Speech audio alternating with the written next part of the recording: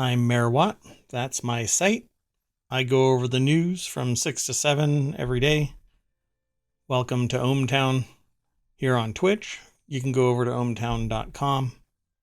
That's where all the news is being aggregated. And it all gets thrown into 6 categories: create, news, education, entertainment, social, and technology. Hope you hear me okay. I'm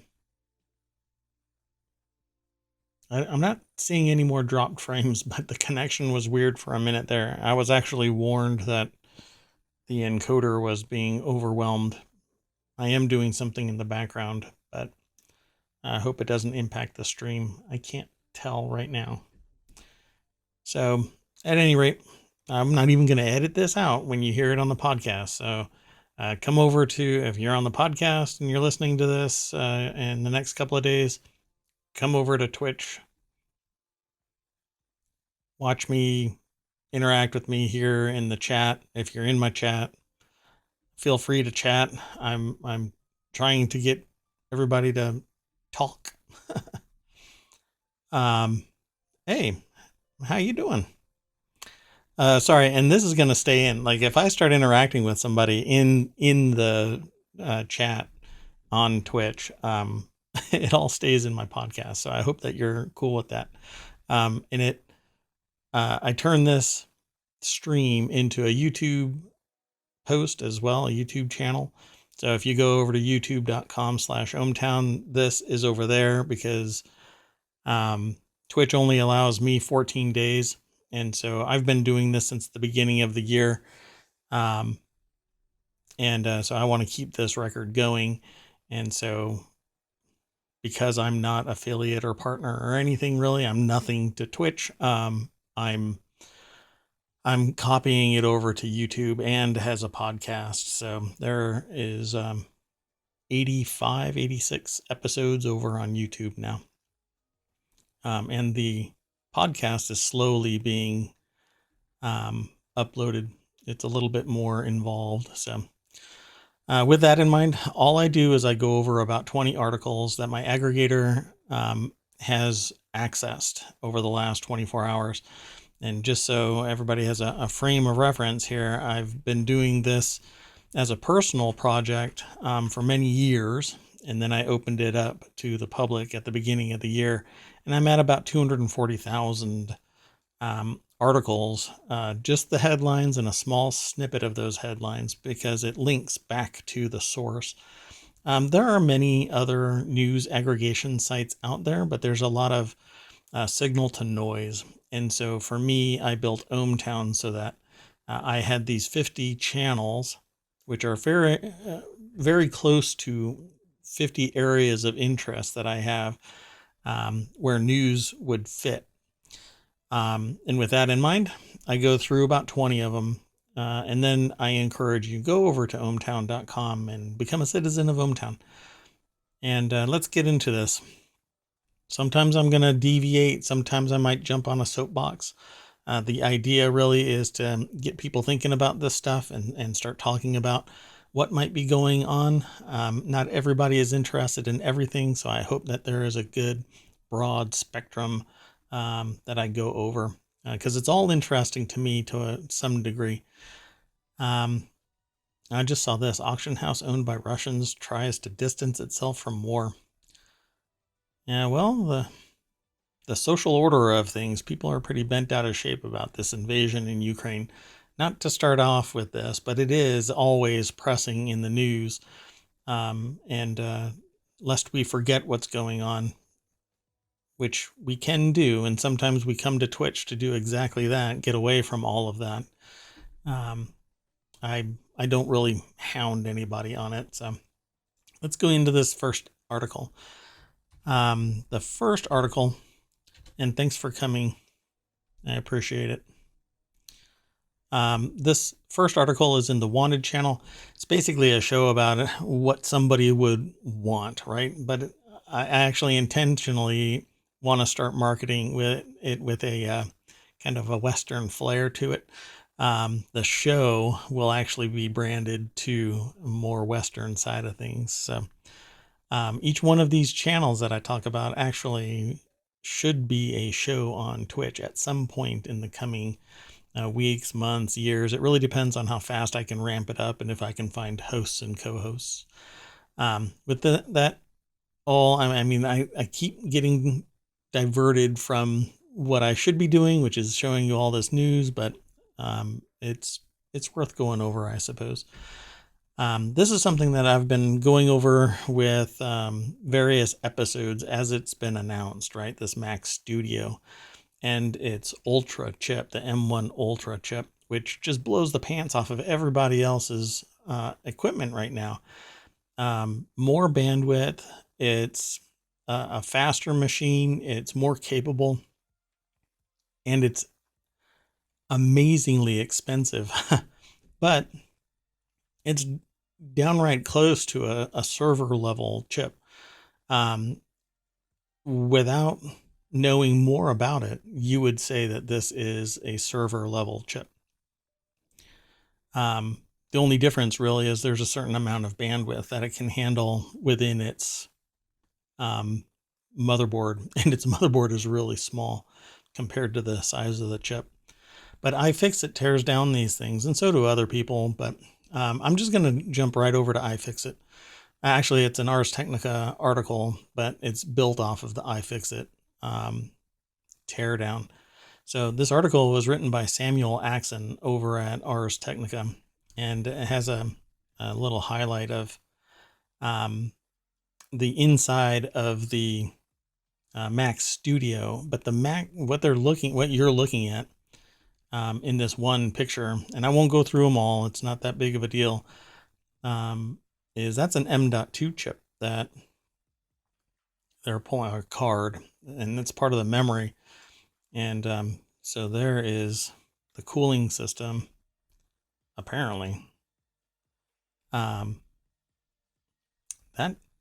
that doesn't look like, I don't remember seeing that as maybe it is the inside.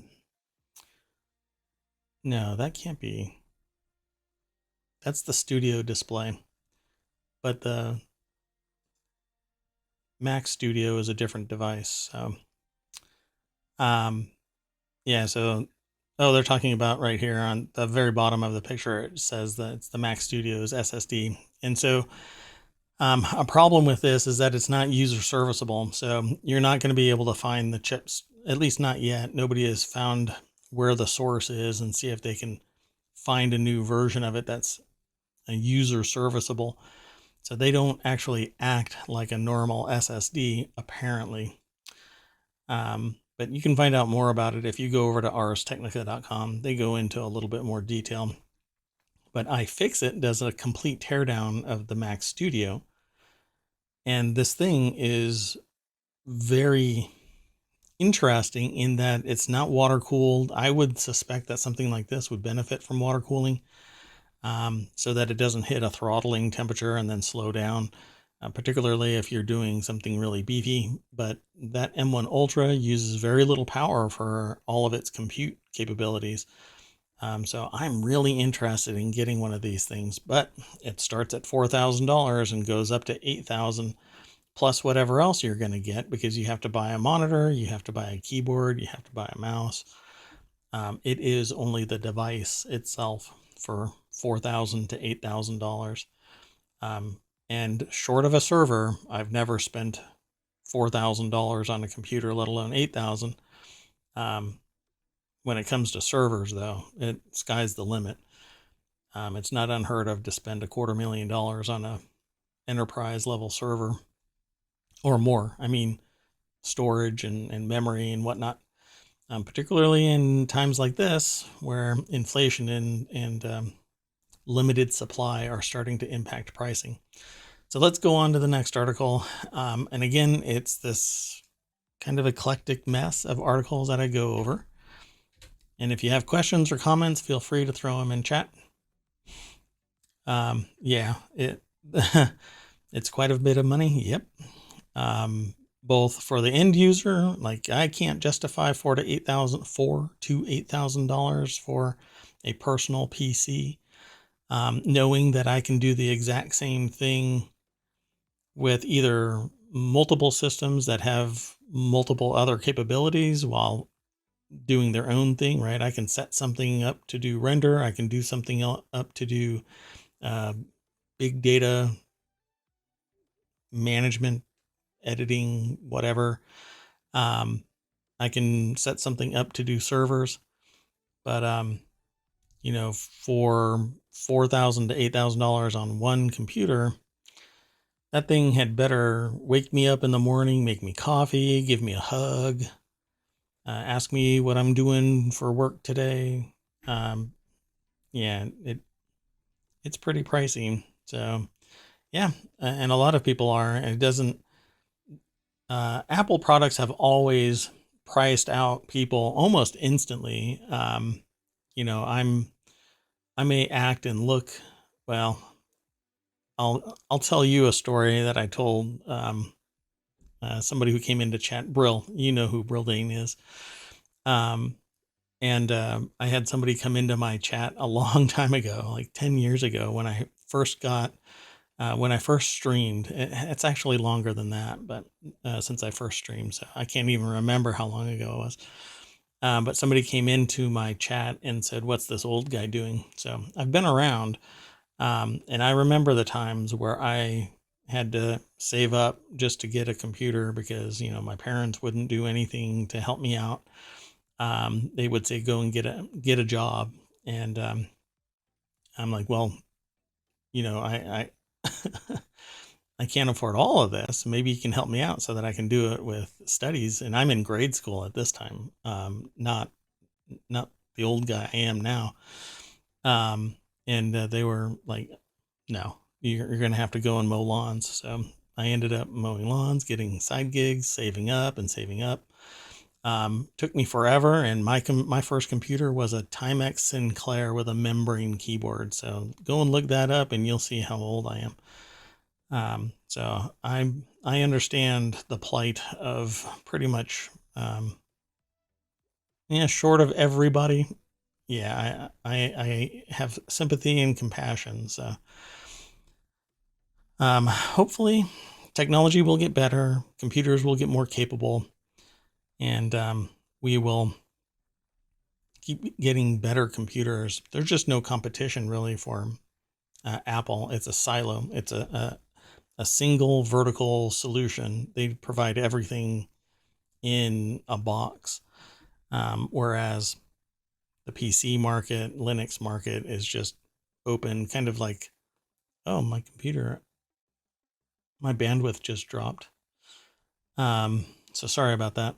But so like PC is kind of like the vehicle, the car industry. You can swap out parts from all kinds of manufacturers, but for the Mac, it's really not like that. For PC, for Apple, it's not like that. But here, I'll continue on so that I don't bore you guys with my opinion of stuff for the same article. This is about the Conger ice shelf in East Antarctica. It collapsed recently, and it says scientists say a period of unusual weather combined with record low sea ice led to the disintegration of the Conger ice shelf. So I'm going to take a look over here, and it's in the New York Times. And this is kind of indicative of the predictions that have been going on. And there are some people that cling on to this really old study about global cooling. And that was just a misinterpreted data set. It really didn't hold much water. And as time has gone on, those researchers who have been talking about climate change and in particular global warming have been throwing warnings after warning after warning that if we don't change the way that we are living as an entire species, not just like one country or one group of people, but all of us combined are pumping greenhouse gases into the air, and we're contaminating the water, and we're creating insulation layers of pollution around the world. And if ocean temperatures increase too high, they no longer act as a heat sink, and it becomes kind of a self-fulfilling engine where it's going to warm up faster, faster, and faster. And I don't have it ready, but you can actually see a chart.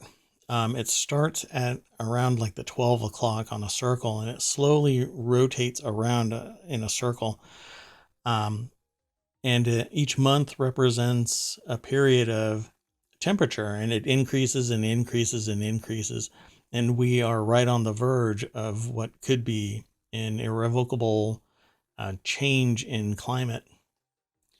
But we'll see. And when things like this happen, it's a sign of things to come, because it takes millennia for this ice to pile up. But in one fell swoop, a massive amount of ice can break away.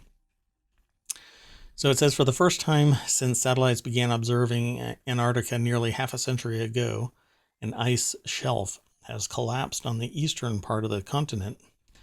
The collapse of the 450 square mile Conger ice shelf in a part of the continent called Wilkes Land occurred in mid-March. So yeah, I think it was March. It says March 17th. So yeah, I thought it was not too long ago. It was the first spotted by scientists with the Australian Bureau of Meteorology, and appeared in satellite images taken on March 17th. So this is not a good sign. And so it's just something that I wanted to bring to everybody's attention, because while you may be recycling, there isn't enough voices really in unison saying that things need to change. And if you couple this with a couple of other articles we'll probably run across today, I'm not sure what all is in my list anymore, because I select the articles throughout the day. But there was one recently where I found that they're finding microplastics within the blood of people. So yeah, Jarrell, you feel bad for your kids and their kids. Yeah, tell me about it. Yeah, I periodically look around, because I go through the news. Prior to this, I was consuming privately about 200 news sources a day. I'm always absorbing news because of what I do when I'm not streaming. And these conversations kind of, they range from downright sociopathic, where people think that they don't care, or they don't care, I should say, they don't care, to that they don't think that they have anything to do with it. They can't really change anything. But one of the things that I show people is that all it takes is a very small team of people with enough capabilities to change the dynamic. A small team can do an amazing job at changing the direction of an enterprise, or changing the direction, the course of future history, simply by being able to voice a cogent argument from a position of intelligence, and not just pure emotion or anger or something like that, but something making it relatable.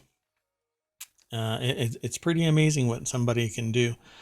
Now, in the face of exactly what you just said, which is too much greed, if organizations just see profit at the cost of everything else, which history has shown us is exactly what happens, you end up with a direction that's going down a path, and not until it's catastrophic, where people start blowing the whistle, or somebody very important is impacted, then it suddenly changes. But I try not to be cynical too much.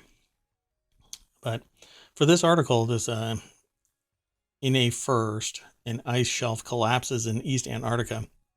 It's written by Henry Fountain. I just want to put that on the record. That's where the article is from, New York Times, and the author and the name of the title. So if you are listening to this on the podcast, you can go over to New York Times and do a search for the article's title. It'll be in the show notes. It'll be in the description for the podcast and YouTube and so on. But let's keep on going. The next article is in the continuity report. This is a show about movies.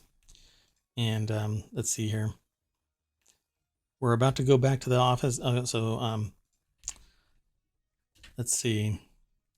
We're about to go back to the office, and people were griping about gas prices. They were told, look into eco-friendly cars.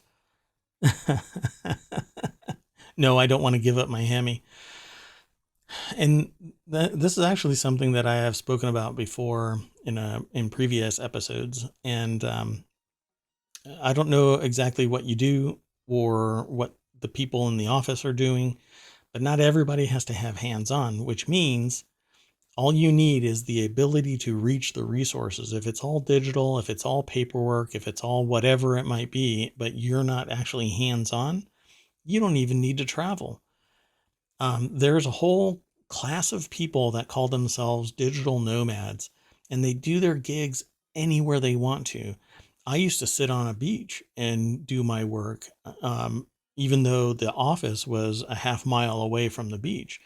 And I was autonomous. I did my work. I was dead on, on time with all of my work, under budget,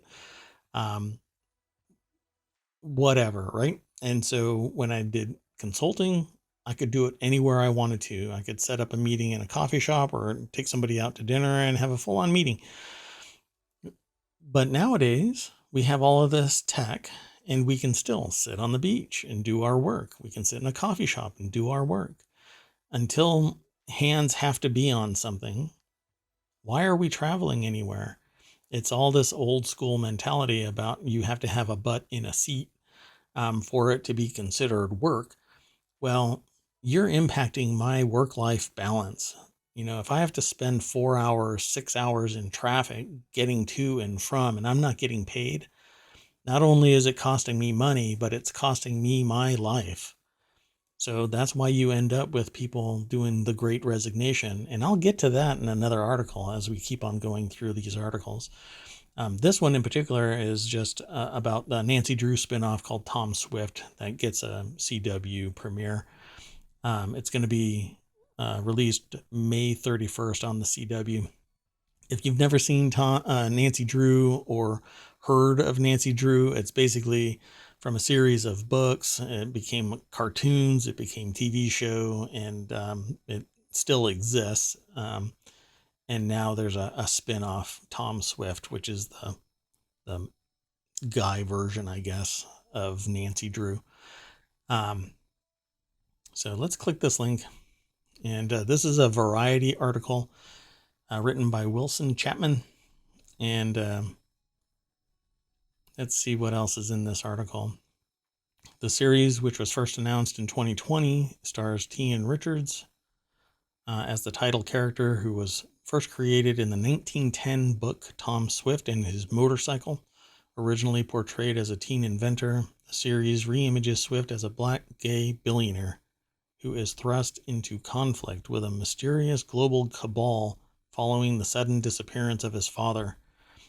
Richards first appeared as a character in season 2 of Nancy Drew.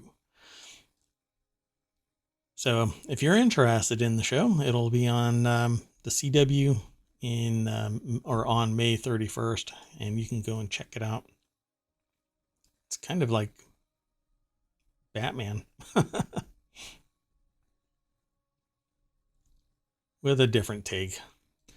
But it's weird. There's a lot of shows where something catastrophic has happened in the family, and suddenly they're like, let's take Harry Potter, for instance, right? So Harry Potter, everybody goes, oh my gosh, Harry Potter, this poor down and out kid, right?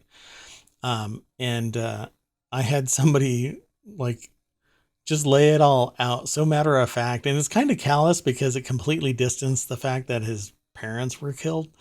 And that's kind of like this, right? So, um, Harry Potter is this, the way that they described it to me was this jock who marries his high school girlfriend, is filthy rich. Everything comes easy to him. Basically, all of this stuff that would be in the real world, people looking at it like the guy's born with a silver spoon in his mouth, except that his parents died.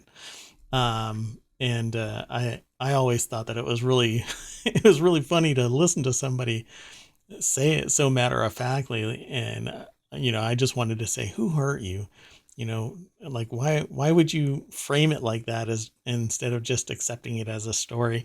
But it's because people actually really buy into it. They really like, they embrace it. Oh, Harry Potter, Harry Potter. Um, Without realizing that nobody will ever be like that, right? Like, nobody is Batman. Nobody is um, Nancy Drew or Tom Swift. Yeah, people might be closer to Nancy Drew than Tom Swift. Nancy Drew's not a billionaire. But anyway, I always thought it was funny because people pull it into the real world. But when you think about it, people look up to things that they kind of absorb, what they consume. So people who listen to music, it becomes a part of them. People who read books, it becomes a part of them. It frames their worldview at times. So anyway, so go over and check it out over on Variety. Nancy Drew spinoff, Tom Swift, gets the CW premiere date, which is March 31st. Okay, let's continue on. The next article is in the Hatch Ideas channel, and that's a channel about business, intellectual property development, new product development, patents, trademarks, things like that. It's more focused on the business, entrepreneurship, strategic management aspect of the business.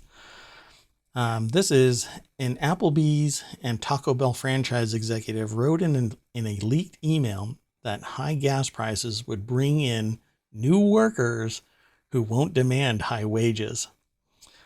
And all of us have witnessed this before, where somebody is talking with another employee at a company, and you get the perception from this conversation that you feel like you're being you're being exploited as a worker, right? And this scales. This scales with your salary, right? So even if you're making 6 digits, there are people who believe that they are being exploited by their employers. Why? Because the CEO is making $400 million a year or whatever it might be, and they're making $150,000 or $50,000 or $30,000. Meanwhile, inflation is going up, and a person who is making $50,000 a year or less is going to feel that pinch way harder than somebody who's making $2 million a year or $5 million, right? The C-suite in a business. Now, not everybody is making that kind of money, but people aren't hero worshiping the people that are making, the median amount of salary. Some people are, but you don't read about the people that are just doing their job and making a salary in the news. No, you hear about, I can't even I can't even go down this road without me going a little bananas, right? So if you hear about Apple or Amazon, or Tesla, or pretty much all of the big companies, you hear about millions of dollars in salary. Well, people say to me, what do you have to do with it? Why are you sitting there saying they don't deserve to be paid X amount of dollars? Well, I'm not saying that. I'm saying something along the lines of, we need social responsibility. You can't have disparity between the high and the low so great that the person on the lower end of that spectrum, who's working 40 hours a week still can't pay rent and has to live in a 2-bedroom apartment with 3 families. It's kind of bananas, right? You have to be almost sociopathic to think that a person who's working for a company that's making record profits still can't make ends meet, even though they're the frontline worker. Maybe it's just me. And this is coming from somebody who has started businesses up over their lifetime. And now I talk to people about their businesses. So I understand, hiring and firing and the cost of operations. But what I can't understand is the disparity between high and low. So this article, an executive at an AFC Brands, which owns 50 Applebee's, said rising gas prices would bring in workers. The leaked email sparked backlash online and from corporate Applebee's. The labor market is about to turn in our favor, he wrote. An executive at the American Franchise Capital, which owns 67 Taco Bell and 50 Applebee's restaurants, said in a leaked email. So let's click this link. So this is a businessinsider.com article. It's written by Gabrielle Benez. And let me scroll down. They have a lot of white noise in there, or I should say white space in their article. And it says, most of our employee base and potential employee base live paycheck to paycheck. An increase in gas prices cuts into their disposable income. As inflation continues to climb and gas prices continue to go up, that means more hours employees will need to work to maintain their current level of living, wrote Wayne Pankratz, who serves as the executive director of operations of American Franchise Capital, also known as AFC Brands, according to a seemingly deleted LinkedIn profile. So this person ghosted the world after this got outed. And then Pankratz added in the email that locations were, quote unquote, no longer competing with the government when it comes to hiring. Stimulus money is no more. Wow. It's they're saying the quiet things out loud. And in a day and age where the internet elephant never forgets, you really don't want stuff like this to come out. But us as a society, we know that there are people out there that are like this. This is downright sociopathic because it really tells everybody that the employer is looking at them. And not everybody is like this. Not every employer is like this. But what they're saying is, if we can get you and your life is broken because of the machinations of the rest of the world, then we can really just exploit you. We're not going to pay you more because we see the cost of living increasing, the gas prices increasing. No. We still want our 25% margin. You're still going to have to absorb a 6% increase in your cost of living. And that's just the frontline costs for food, right? What used to cost $20 to eat in a day is now $30. And that's just the food. Then the gas, then you get sick and the costs are increasing there, and clothing is increasing and shipping is increasing and everything is increasing. When they say 11%, that's not really the whole picture. That's just an aggregated amount calculated by a bunch of quants somewhere with MBAs. And I've got an MBA. So, just like when somebody says something, no, I'll just leave it alone. I'll leave it at that. Anyway, so my point is, this particular employer, this advisor, this person is basically announcing to the world, hey, I'm going to screw all of these employees over who are the front line of the enterprise. Without employees, you're just some person sitting there with executive as a title, and you're going to have to be the front line. So, like I say to people, don't ever assign a task to somebody you're not willing to do, because the moment that they're not willing to do it because of whatever reason they have, you're the one that's going to have to go and do it. So have respect for your employees and pay them what they are worth, not what you want them to be worth, but what they're worth. And I know that it can sound naive of me to say something like that, but when you're looking at your bottom line and you have record profits during a pandemic, there's something wrong here, because there are people that they're not able to pay their wages, their mortgage, their rent, or get food themselves because the cost has gone up while you have record profits. Selfish doesn't really define what that means. And again, I know all about business. I have no problem defending this position, but I would love to have a chat with somebody that thinks otherwise, because I'd love to know what your particular take is on it. But this next article is one that references the ice shelf breaking, and it doesn't reference it in the article, but it's because of me tying it to this global warming earlier when we were talking. And so this is an article in Hatch Ideas, and it's microplastics discovered in human blood are unsettling. Scientists are trying to figure out whether they're harmful. Well, I can tell you they are. Microplastics have been discovered in human blood for the first time in a new study of 22 people.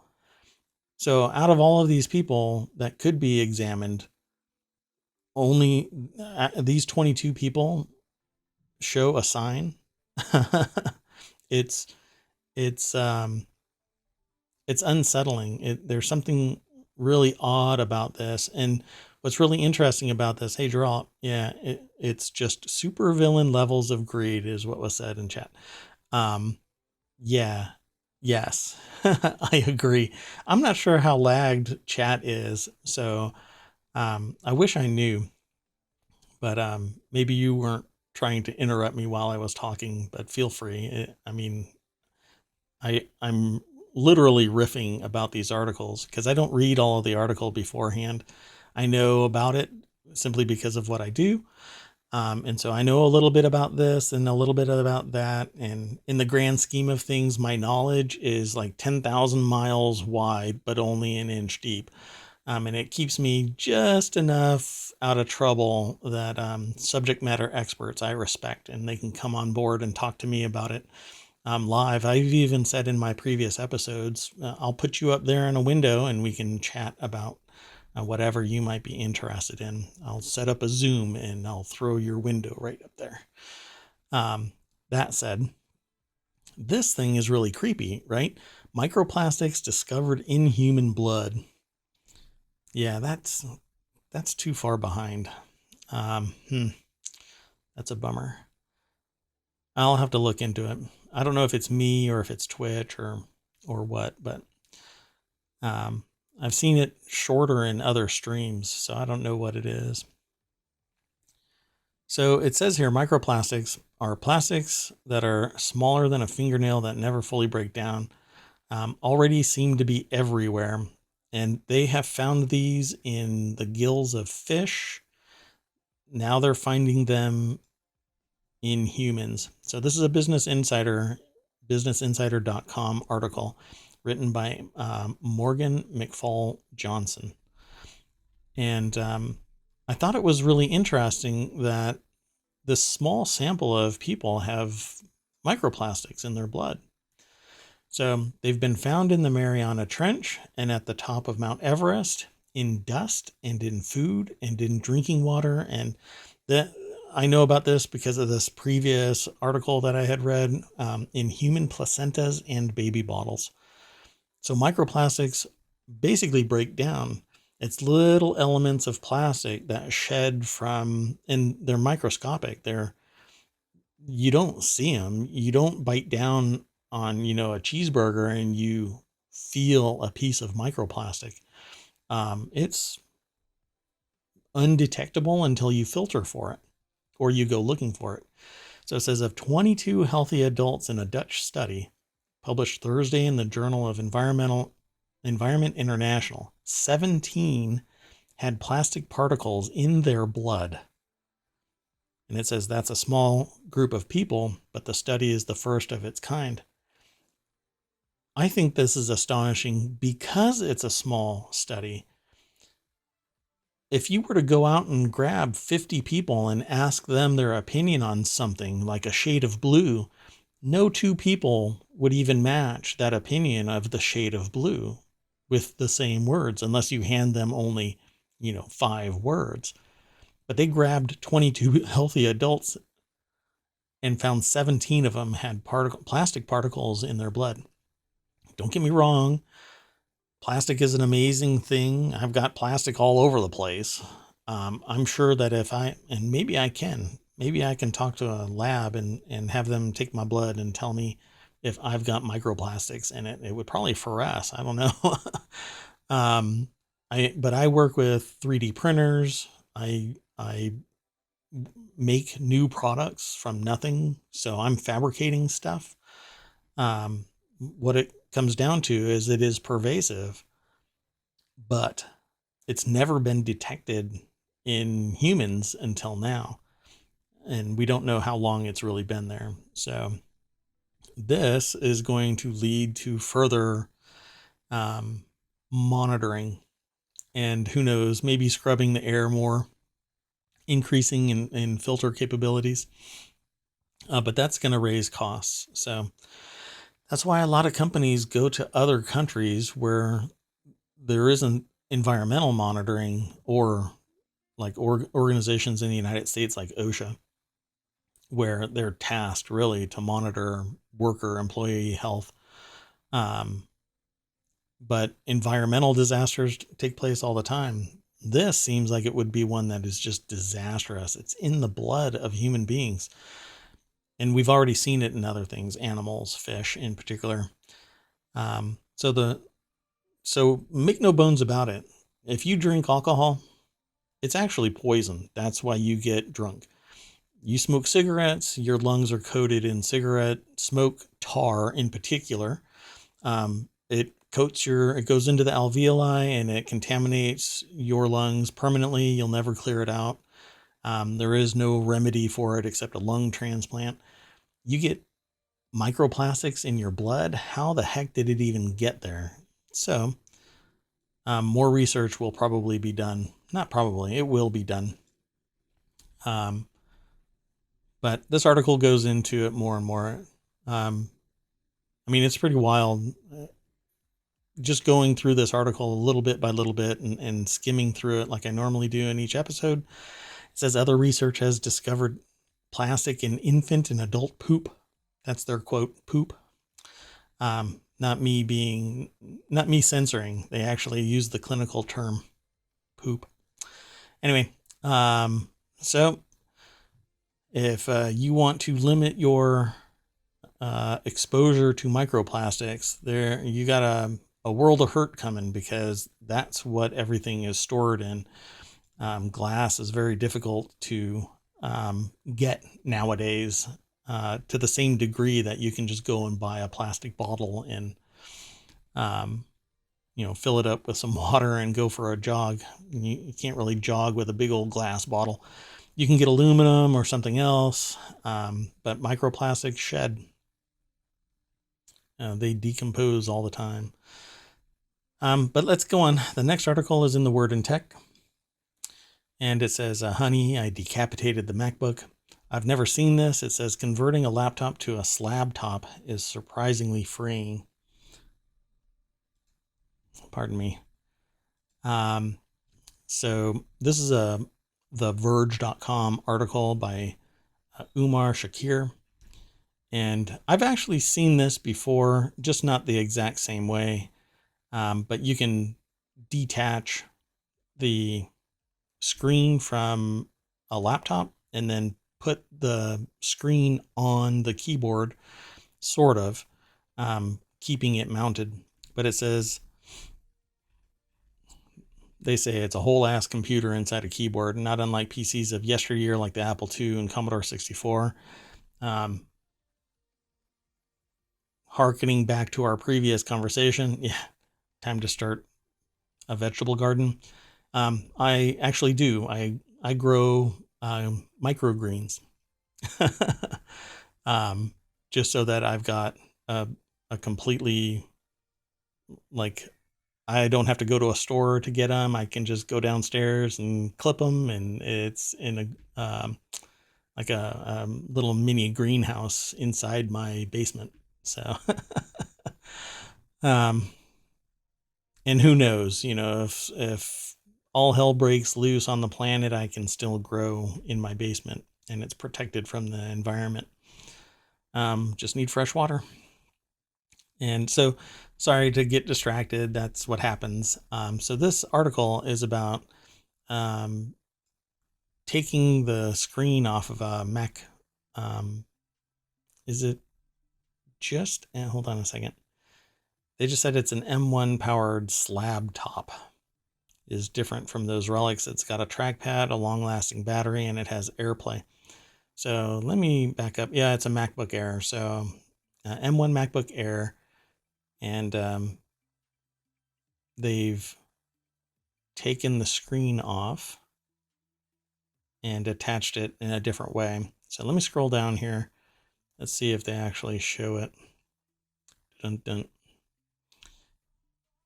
No, so they just mount it. And so it looks like all it is the MacBook Air separated from its screen, which is basically a Mac Mini, an M1 Mac Mini, except that is really big and whatnot. So let's see. They walk through how they did it, how they took it apart, and they can still use it.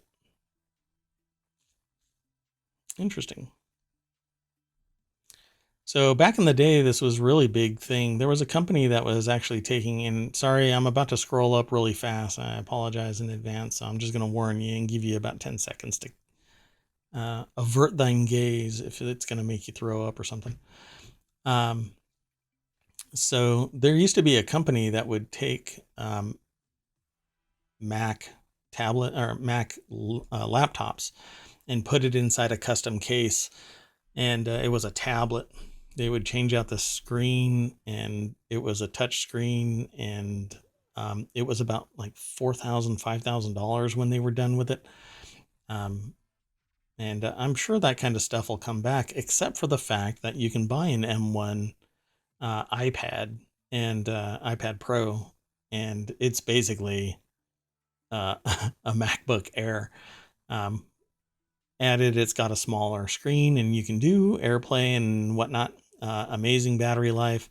I wouldn't tear my computer apart, but that's what they did here. I believe Umar Shakir did it. Anyway, let's continue on. I'm falling way behind in the articles.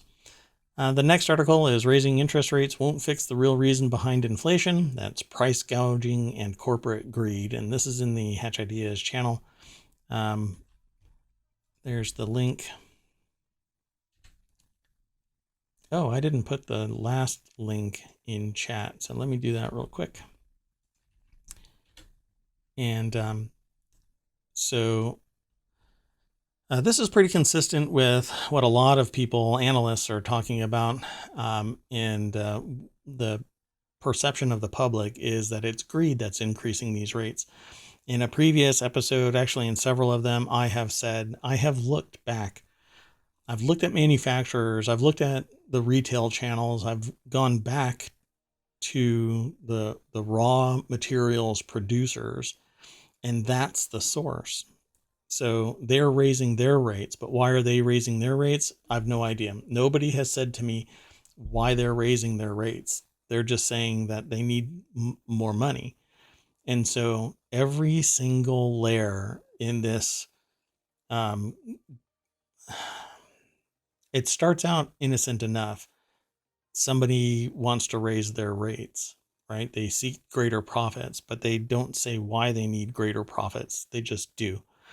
So they raise their rates, but then every layer of the sandwich, right, increases their costs because their margins are shrinking, because each level leading to them is increasing.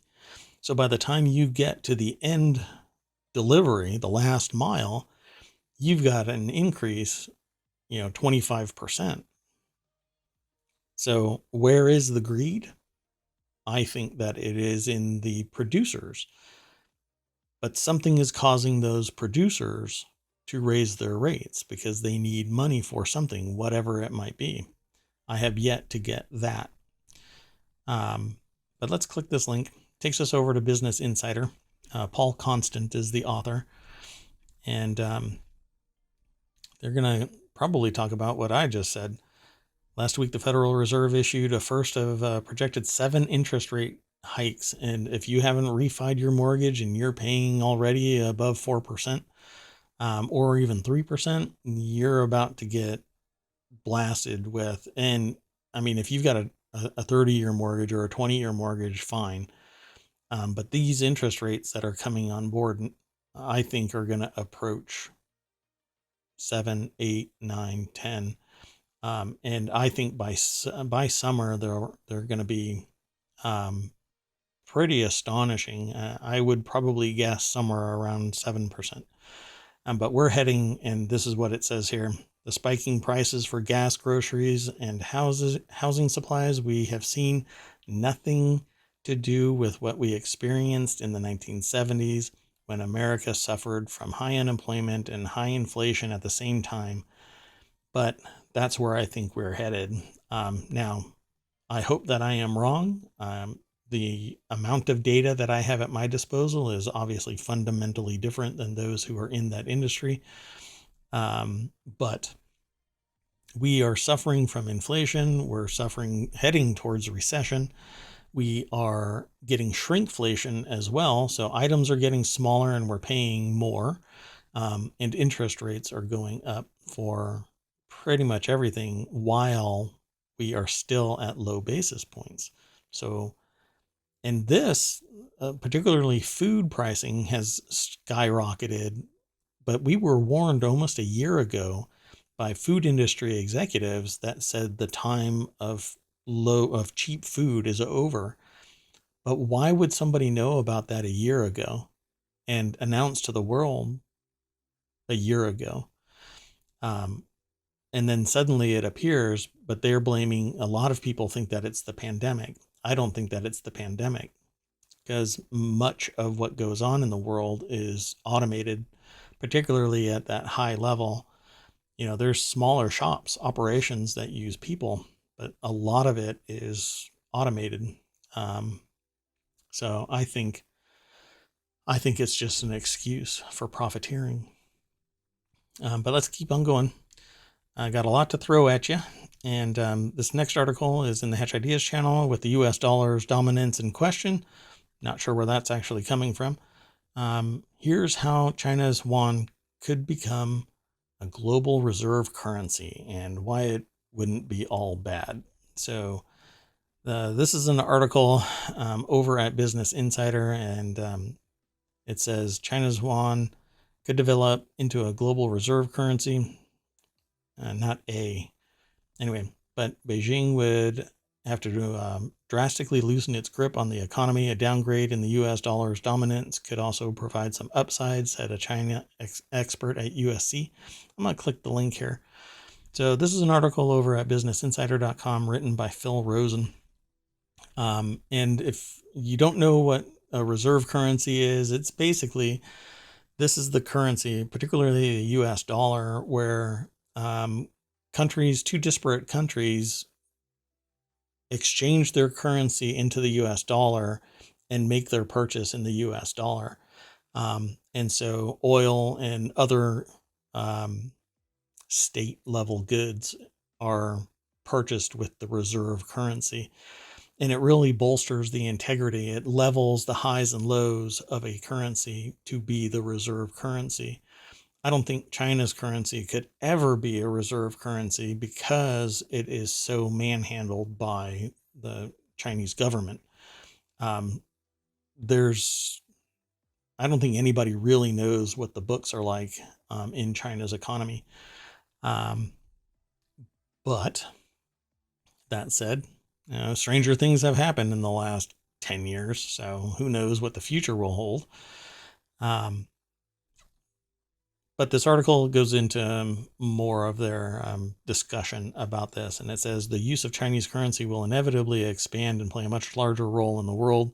Bai Zhu Chen, professor of clinical finance and business economics at the University of Southern California, told Insider, quote unquote, some countries feel their economies could be held hostage to U.S. policies because the dollar is dominant and countries want to diversify their risk.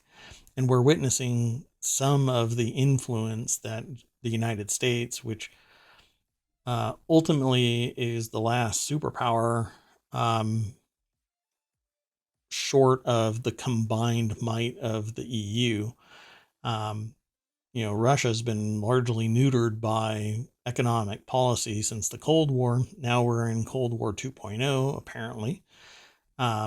And the U.S. is a primary driving force, along with the entirety of the EU and NATO, impacting the economic capabilities of Russia. Not to mention, Ukraine is doing a mighty good job of defending themselves. Not sure why they wouldn't be allowed into NATO, considering they seem to be able to defend themselves pretty darn good. Particularly because they've got two countries that are, one is apparently really hostile because they're invading, and another one is kind of sitting there going, oh, we'll roll in once you're weak enough. So anyway, the neutering the US dollar would destroy the US economy. And this is an article that's basically kind of doing death by 1,000 cuts. If everybody keeps talking about the US dollar being weak, it becomes self-fulfilling prophecy because people start pulling their money out of it. Well, everybody's talking about the US dollar being weak, so it must be weak. And so they leave the US dollar and it becomes weak. The psychology of it is pretty obvious. But let's keep on going. Got a few more articles. The Mideast feels the pinch of rising food prices as Ramadan nears. Russia's war in Ukraine has driven up the prices of staple foods and energy across the Middle East and North Africa ahead of the Muslim holy month of daytime fasting and nighttime feasting. So this is an article that strikes me as odd because although the Ukraine is a great exporter, they're not the only exporter. And they're still doing their farming. I mean, right now in the conflict, they're out there farming.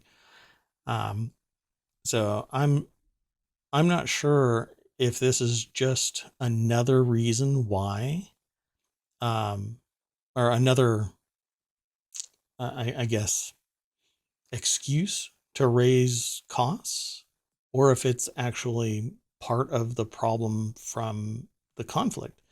Because to me, all of this has been going on, and it's a micro conflict here. I mean, it's a big conflict for those that are involved, particularly in Ukraine, but this one thing is not really big enough to impact everybody.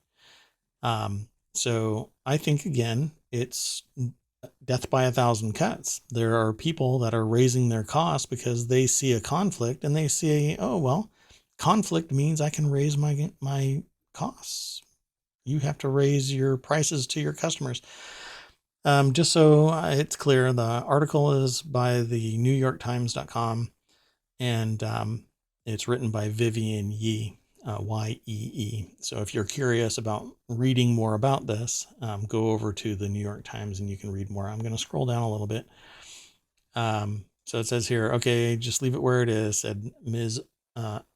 Amer, I guess, Amer, 43, her shoulders drooping. She had 3 children to feed at home and already knew her Ramadan table would feature little meat and no duck, their yearly holiday tradition. We just buy, spend, she said. And that's basically, most of the world living hand to mouth. Low or no savings in the United States. Nobody can, a great number of people, something like 50% of Americans can't withstand a $400 expense that's outside of the norm. We have little to no savings, even with the bonus of not having to pay back student loans since the pandemic. But all of that's changing. Costs are increasing, right? Interest rates, cost of living is increasing. It just seems like it's exploitive, and it's coming from a level that is beyond the retail side of things. It's backing up further than I think most people even talk about. But let's continue. The next article is about Ariana Huffington asks one interview question to see if a person is a fit in her startup, and it reveals a lot when they don't know how to answer, she said. So the little snippet that my aggregator grabbed is Ariana Huffington asked people one interview question to see if they're a fit in her startup. The Thrive founder asked them for examples of when they've been direct with their manager. If they don't know how to answer, it suggests they're not used to expressing themselves, she said.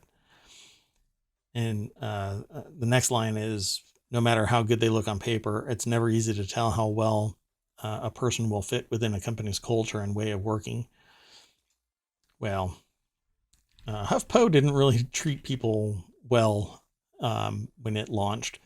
It allowed a whole bunch of people to submit articles of their own writing to HuffPo, and then it was one of those things where most entrepreneurs frown on this.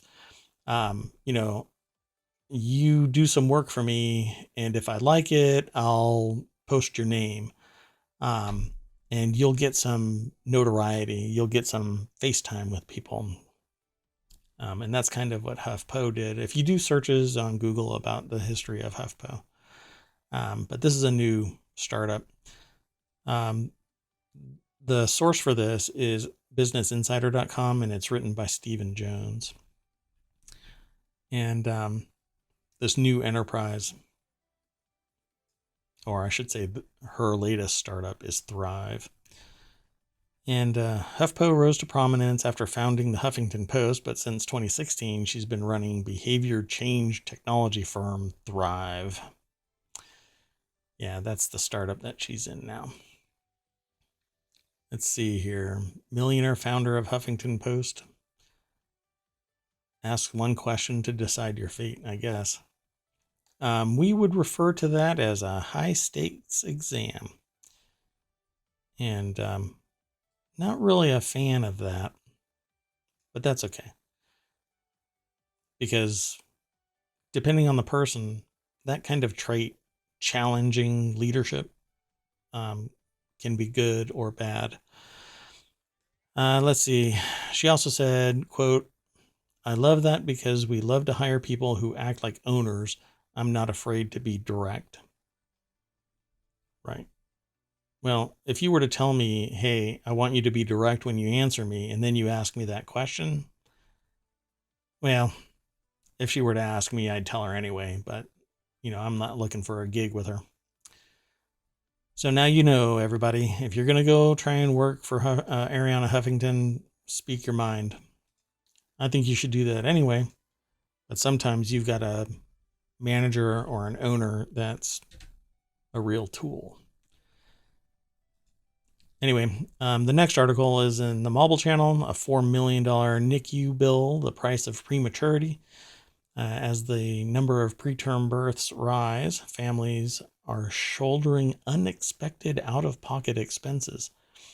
Well, when you have a newborn, if you're expecting a newborn, you should be expecting all kinds of out-of-pocket expenses. I clicked this because the medical field, the costs are, you can go in and think that you can go into the doctor and think that you are going to pay a copay of $20, but then are sent somewhere for x-rays, and you might end up having to pay there as well. And then you have to see somebody else that same day or a week later because of another procedure that you have to have done, and you pay there as well. And depending on where you end up, you may have to pay 10% of a procedure that costs $5,000, and suddenly you are out of pocket again. But it really depends on your insurance, and insurance isn't necessarily easy to understand for many, many people. This is a New York Times article, by the way, and it's written by Christina Caron, Caron. And it says here, they were naturally conceived, so this was a complete and total surprise, said Mr. Brown, 37, a high school special education teacher. He and his wife, who live in College Station, Texas, about 90 miles northwest of Houston, already had 2 children. So this is a part of the price of modern parenting. So apparently they had a preemie. And let me scroll down and see. Let's see. And as the number of, oh, that's part of the article. Let's see here. I'm trying to find where they actually break it out, but it might be in another area. Yeah. Pretty wild. A friend of a friend helped them negotiate Ms. Brown's nearly $44,000 air ambulance bill down to zero.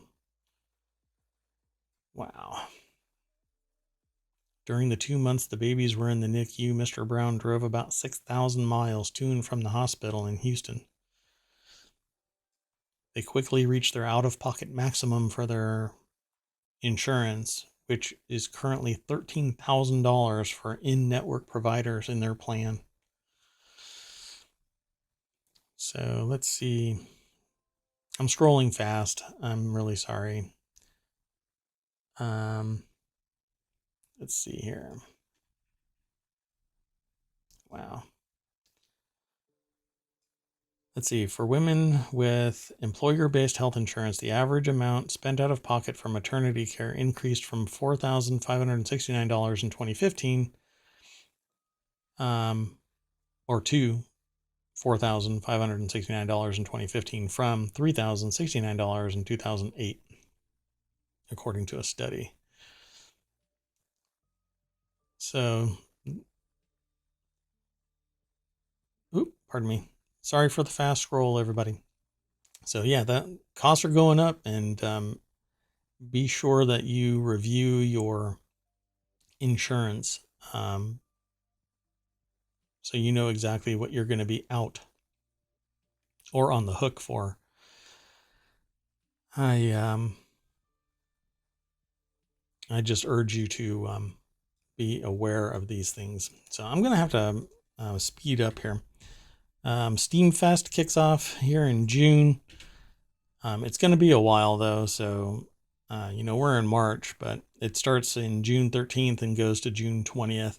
If you've not heard of Steam Next Fest, this is an article over at The Verge by Jay Peters. This last year, there was a Next Fest, and it was amazing. All kinds of demos. You could download all kinds of games. Pretty much every sector of Steam has it. Has some demos, card games and MMOs and open world games and first person shooters and strategic games, and just everybody had their demos so that people could try it out. And then Next Fest kind of disappeared. It didn't just kind of disappear, it stopped. And poof, the demos go. So back underground for further development, but they get a lot of telemetry and some marketing, which is pretty neat. So be sure, if you are not familiar with Steam, go check out Steam, steampowered.com. The next article is over in the Code Foundation. If you are not aware of cybersecurity and cyber threats, you'll want to go over to this article, 5-Step Cyber Threat Hunting Process. Gives you a couple of ideas about things, but it says here are 5 steps developers and SecOps security professionals can take to improve their threat hunting program and make it more effective. So we'll click this link and it'll take you over to dzone.com, an article written by Tom Smith, and talks about what cyber threat hunting is and how to perform a threat hunt. And when you get really into this, there's a lot of programs that you can use. One of the most popular is Kali, Kali, and it's a distribution of Linux, but it has a bunch of cybersecurity tools. Now you can noodle around with it, but I would advise you to watch videos. Go to YouTube, go check out udemy.com, and definitely do your research before you run the wrong program, because you can actually damage your system or expose yourself to exploits. I'll leave it at that. But this article kind of talks to people who are in this sector about cyber threats. One of the biggest problems in software development is security can sometimes be the last issue of concern. It really depends on what the software is and who it is that's coding it. This next article is in the Hatch Ideas channel. I'm watching my business fall apart. Can retailers survive inside Putin's Russia? A lot of brands are leaving Russia, and Russia has already threatened to nationalize them and put a moratorium on the exiting companies' return to that market. But some companies are not. And so this says here, Western brands have swiftly moved to shut down operations in Russia since the invasion of Ukraine, wiping well-known goods from the shelves. Yeah, I've been watching some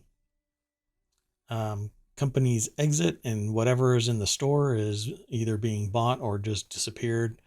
This is an article at theguardian.com by Sarah Butler, and it says here, the Russian partner of one Western brand shares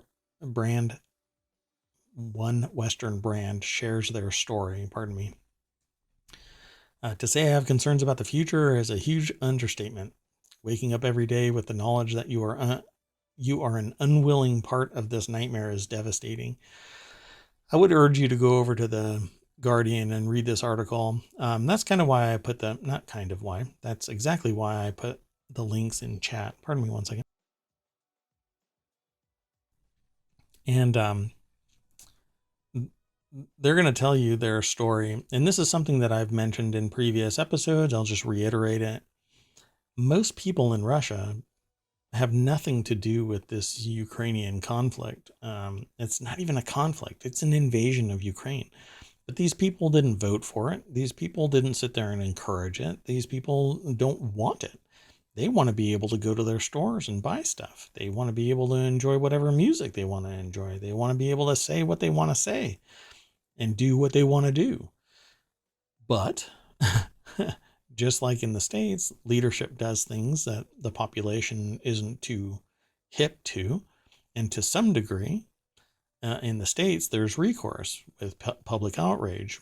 Not so much in different countries. It might be different where you are, where outrage is fine and dandy, but depending on what you say in some countries, you'll disappear off the planet. And in this case, these people are losing their business because the government decided to do something not even within their country. It's not like an internal policy. They're invading another country. And entrepreneurs, business owners, and people, consumers, customers, are paying the price for it. If you want to know more about this, then go over to theguardian.com and just do a search for "I am watching my business fall apart," and you'll find that headline, or you can click the link. The next article is over in Hatch Ideas, and it's It's TikTok meets Spotify meets Robinhood. Investing app Alane, pardon me, is going after Gen Z women with Silicon Valley backing. A new investing app called Alane. I don't think it's called Alinea. It looks like it might be, but I think it's Alane. Is targeting Gen Z women with familiar terms and design. The Y Combinator backed startup, which I haven't heard that name, Y Combinator, in a long time. A startup already had thousands of users, most of whom are young females. Users can now also buy and sell more than 20 cryptocurrencies. And so it says, forget Robinhood. A new investing app is chasing after Gen Z women with Instagram-like stories and Spotify-esque playlists. I click this link.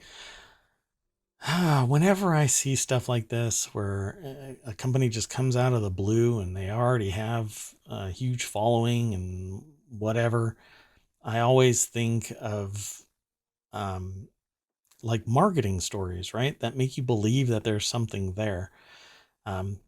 This is an article over at businessinsider.com, and it's written by Natasha Daly. So, for instance, Reddit, which is a very popular social news network aggregation site, sort of.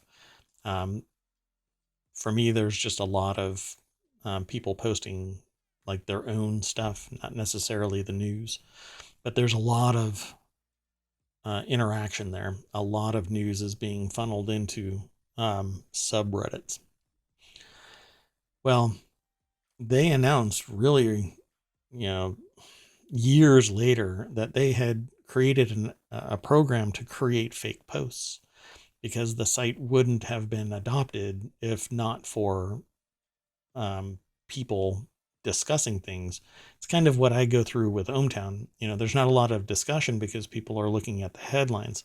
While I do have visitors to the site, they're looking at the headlines and clicking the links and not necessarily creating accounts.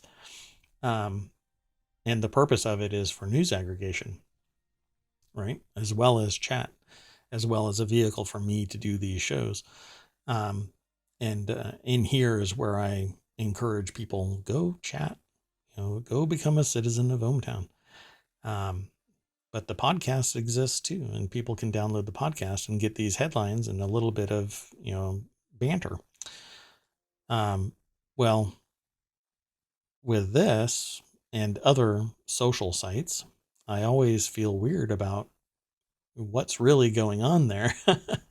I mean, why would this be attractive to Gen Z women to the point where it is a demographic stat that they're hyping, when other investing apps can do the exact same thing? I don't know. It's not like you really interact with a bunch of people in your investment apps. I don't hang out with people in a chat room within the Robinhood app. I go to an investing Discord or to a subreddit. So let's see. They don't have pictures in here. Maybe they do at the very bottom. Yeah. So anyway, you can go and check it out. Alinea, Alinea is the app. And the Y Combinator backed startup, which recently raised $2.1 million in seed funding, already has thousands of mostly female users on the site. What are they trying to sell there? It's not like the user interface should influence, unless it's easy, streamlined, cost effective, faster than Robinhood. I don't know why anybody would care what the interface looks like. The next article is in Band to Bezel. It's a show about watches, the Collector Series, Vancouver watch guys, Kari Vatulainen. I'm not even sure how to pronounce that. Vint 8 is true independent watchmaking art. And I'm just fascinated with watches. And so I love looking at the technology and the artistic capabilities of these designers. This particular article is over at monochrome-watches.com, and it's written by Frank Gielen. It says, quite simply, one of the most desirable dress watches ever. And the face of this watch looks like pressed linen. It looks amazing to me. But it's a simple bezel, silver crown. Might be stainless steel. Obviously, it might be stainless steel. But it's a really nice looking watch. I don't know what the case back is, but let's see. They go into some detail about who the person is that made the watch, the design. The 63-year-old financial entrepreneur will be talking elaborately about his passion for his Carrie Votelainen. So it's a person that's going to talk about their watch in the article. But what I'm after is looking at the design itself. But it's just brilliant looking, and it looks like it has a second hand, and it has an hour and minute hand. But the thing that really stands out is the face of this watch looks like stamped linen, with a great pattern. 3 or 4 different kinds of patterns on it, in a different array. You'll just have to look at monochrome-watches.com to check it out. Follow the link. But the case back is open, kind of skeletonized. You can actually see the train of gears and a few of the jewels and the spring. It looks pretty neat.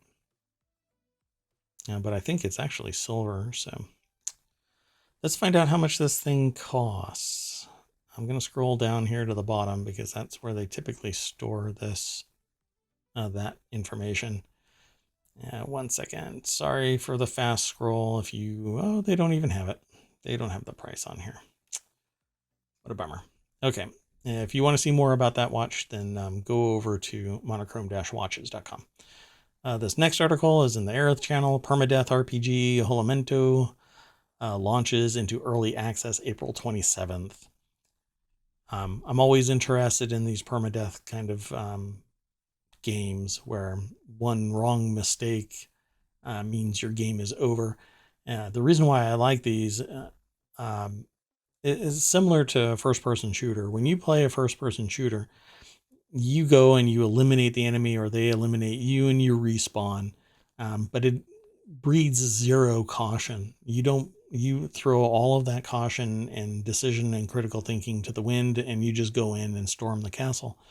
But with permadeath games, the moment you are deleted, so is your game. And it's one of the fun aspects of games like Minecraft, where you could spend hundreds of hours playing the game, and because your situational awareness fails you, you get blown up by a creeper.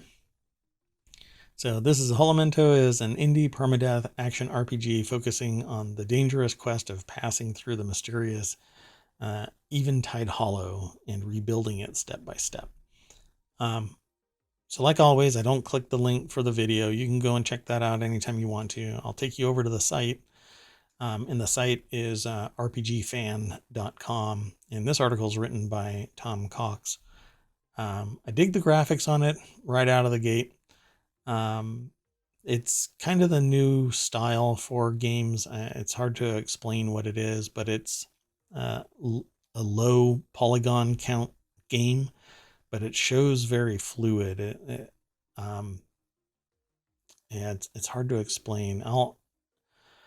I wish I could recall other games that are like this, but publisher Deck 13 alongside developer Sean Weech have announced that players will soon be able to embark on their journey through Eventide Hollow, or Eventide Hollow. For those interested in jumping into the early access, Deck 13 have provided a brief overview in regards to that title. And you can go over to RPG Fan and check it out. If you're watching the stream, you see what the graphics are like, and they're pretty cool. I'm trying to relate what other games they might be like, but It's just escaping me right now. Sorry about that. Okay, so this next article, and the last for today, is about Kaspersky. And while they've been on kind of a short list of concern for the United States, this article, by the way, is in the Word and Tech channel. And it says here the U.S. Federal Communications Commission has added Russian cybersecurity company Kaspersky Lab to its list of entities that pose an unacceptable risk to U.S. national security, according to a report from Bloomberg. Now, this is the first time a Russian company has been added to the list, which is otherwise made up of Chinese companies like Huawei and ZTE. We'll click the link to take you over to The Verge. Emma Roth wrote this article. And I'm not quite sure. It's not that it's the first to be added from Russia, but it actually has been watched by several agencies, as far as I know, and multiple organizations that I've interacted with won't allow Kaspersky software to be installed in their organizations. And I don't use their product either, but let's see here. It says, I'm pleased that our national security agencies agreed with my assessment that China Mobile and China Telecom appeared to meet the threshold necessary to add these entities to our list. FCC Chairwoman Jessica Rosenworcel said in a press release. Their addition, as well as Kaspersky Labs, will help secure our networks from threats posed by China and Russian state-backed entities seeking to engage in espionage and other harm and otherwise harm America's interests. And that's pretty much the meat and potatoes of this article over at The Verge. This kind of stuff comes up from time to time. There have been laptop manufacturers or computer companies that are no longer allowed to be purchased by U.S. organizations for fear of them being compromised during the manufacturing process. So certain things are audited and others are just forbidden outright.